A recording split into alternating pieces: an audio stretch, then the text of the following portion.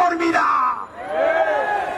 ইনকিলাব মঞ্চের অন্তত একটা কর্মীও বেঁচে থাকতে খুনি ফ্যাসিস্ট গণহত্যাকারী আওয়ামী লীগের পুনর্বাসন চলবে না। বন্ধুরা আমার,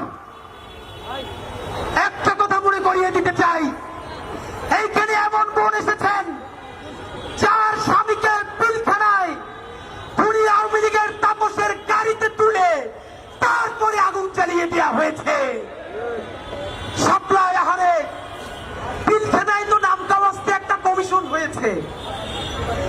সাপ্লার সবাই গরিব বলে, গ্রাম থেকে এসেছে বলে যেই গণহত্যা সাপ্লাই হয়েছে, তাদের নামে কি একটা কমিশন করতেও এই সরকারের লজ্জা লাগে?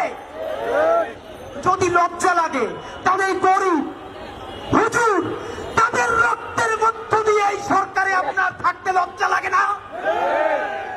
বন্ধুরা আমার, বিএনপিকে বলতে চাই, আপনাদের হাতে ধরি, পায়ে ধরি, শহীদ জিয়ার বিএনপিকে দিল্লির দাস হতে দিব না।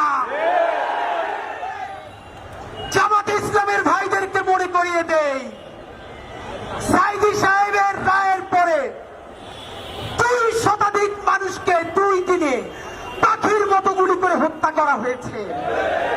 শুধু হত্যা করা হয় নাই, পাখির মতো স্তূপ করে নারী পুরুষের লাশগুলো রাস্তার পাশে রাখা হয়েছে। সেই গণহত্যাকারী আওয়ামী লীগ, তাদেরকে যারা দেখেছে তারা হলো সেই দিল্লি, ভারত, জামাতে ইসলামী।